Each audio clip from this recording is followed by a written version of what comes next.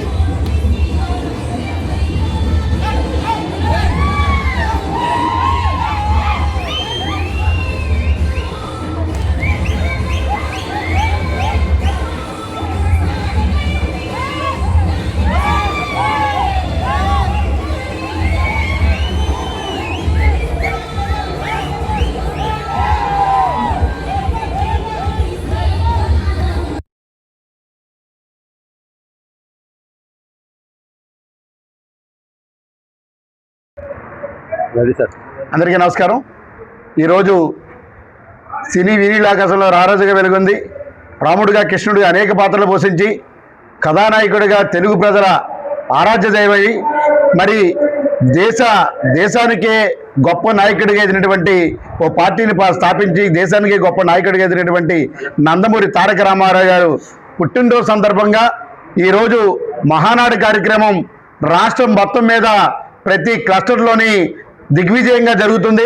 దీనికి కారణం మరి చంద్రబాబు నాయుడు గారి పిలుపు మేరకు ప్రతి క్లస్టర్లోని కూడా ఈరోజు మహానాడు జరగాలని ఆలోచన చేసిన సందర్భంగా ఈరోజు మరి నక్కపల్లి పాకిరపేట నియోజకవర్గం నక్కపల్లి మండలం మరి క్లస్టర్ 7-8లో ఈరోజు వేంపాడు గ్రామంలో ఈరోజు మీటింగ్ జరిగింది.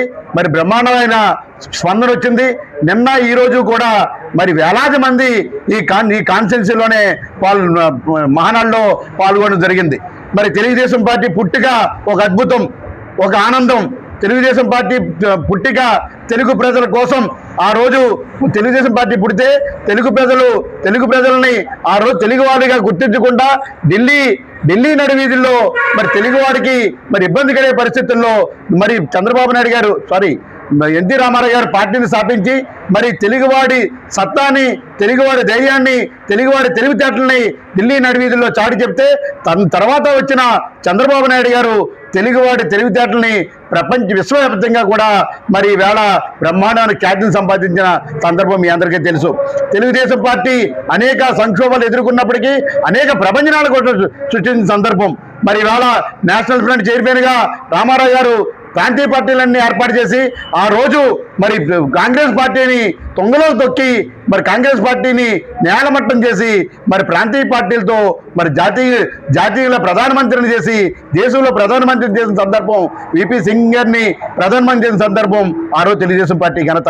మరి అలాగే చంద్రబాబు నాయుడు గారి నాయకత్వంలో జాతీయ నాయకులందరినీ ఏర్పాటు చేసి ఆ రోజు కాంగ్రెస్ పార్టీకి వ్యతిరేకంగా మరి దేశ ప్రధానిని నిర్మించిన సంగతి తెలుగుదేశం పార్టీ అధ్యక్షుడిగా, తెలుగుదేశం పార్టీ నాయకుడిగా, తెలుగుదేశం పార్టీ తరఫున జాతీయ నాయకుడిగా కూడా ఆ రోజు చంద్రబాబు నాయుడు గారు చేసిన కృషి మనందరికీ తెలుసు. మరి అలాగే ఎంతో మంది మరి రాష్ట్రపతులను తయారు చేయడం కానీ రాష్ట్రపతుల్ని నిర్ణయించే స్థాయికి ఎదిగిన పార్టీ తెలుగుదేశం పార్టీ.